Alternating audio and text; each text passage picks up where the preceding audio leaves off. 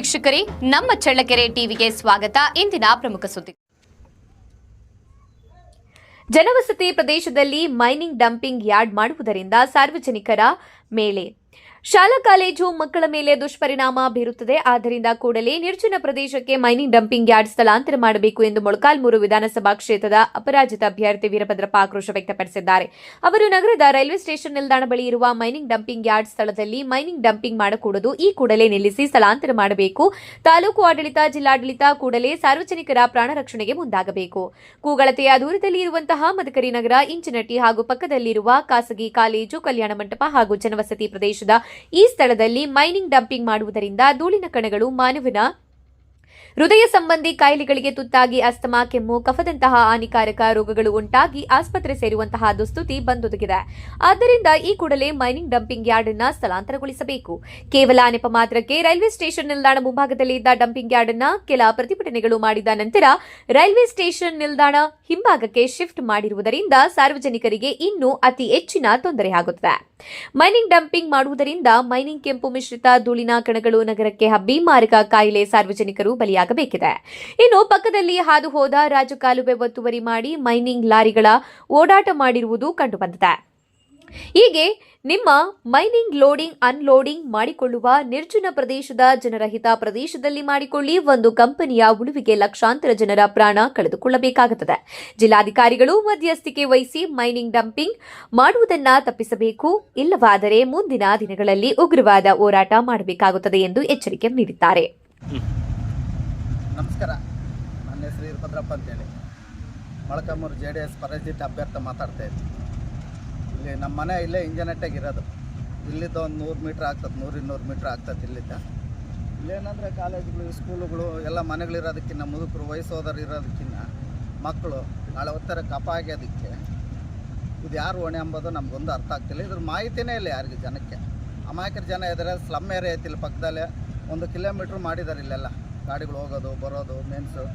ಅದೇನ ಮಾಡ್ಕೊಂಬ್ಲಿ, ಇದು ಹೊರಗೆ ಮಾಡಿದ್ರೆ ಅನುಕೂಲ ಆಗ್ತದೆ, ನಮ್ಮ ಜನಕ್ಕೆ ಕೂಡ ತೊಂದರೆ ಆಗ್ತಿದ್ದಂಗೆ.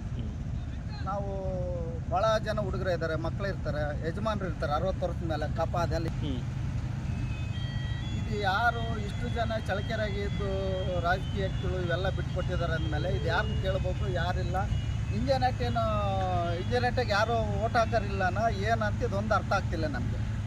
ಭಾಳ ಜನ ಇಂಜನೆಟ್ ಇಲ್ಲೇ 100 ಮೀಟ್ರ್ ಆಗ್ತದೆ ಇಂಜನೆಟ್, ಸುತ್ತೂರು ಮನೆಗಳು ಕಾಣಿಸ್ತಾ ಇದ್ದಾವೆ.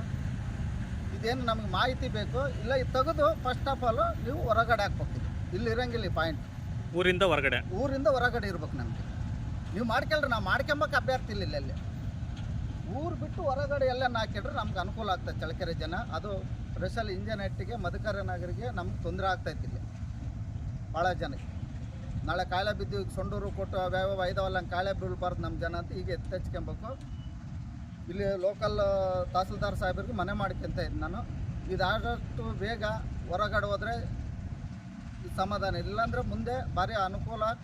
ನಾವು ಮುಂದೆ ಭಾಳ ಇದು ಮಾಡ್ತಾಯಿದ್ವಿ, ಮುಂದೆ ಭಾಳ ಉಗ್ರ ಹೋರಾಟ ಮಾಡೋಂಥ ಕೆಲಸ ಆಗ್ತಾಯಿತ್ತು ಇಲ್ಲಿ ನಿಂದ್ರಿಸ್ಕೊಂಡು. ಅರ್ದಿಲ್ಲ ಇದರಲ್ಲಿ ಅಂತೇಳಿ ನನಗೆಲ್ಲ ಸಂಪೂರ್ಣ ಮಾಹಿತಿ ಆಯ್ತು. ಆ ಮಾಹಿತಿ ನನಗೇನು ಬೇಡ, ನಮಗೆ ಜನಕ್ಕೆ ತೊಂದರೆ ಆಗ್ತಿದ್ದಂಗೆ ಮುಂದೆಲ್ಲನೂ ಮಾಡ್ಕೊಳ್ರಿ. ನಿಮಗೆ ನೋವು ಕೊಡೋಲ್ಲ ನಾವು ಯಾವತ್ತು.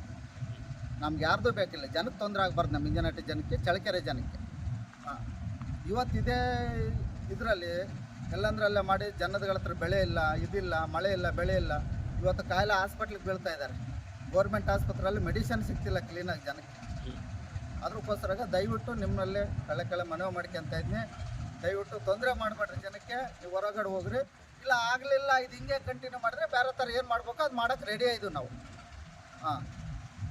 ಅದು ನಾಳೆ ಹೊತ್ತಾರೆ ಸರ್ಕಾರನ ಉತ್ತರ ಕೊಡ್ತತ್ತೋ, ಇಲ್ಲಿರೋ ಆಫೀಸರ್ಗಳಿಗೆ ಉತ್ತರ ಕೊಡ್ತಾರೋ ಅದು ನಿಮ್ಗೆ ಬಿಟ್ಕೊಟ್ಟಿದ್ದು. ನಾವು ಹೇಳೋದಂತ ಹೇಳಿದ್ವಿ.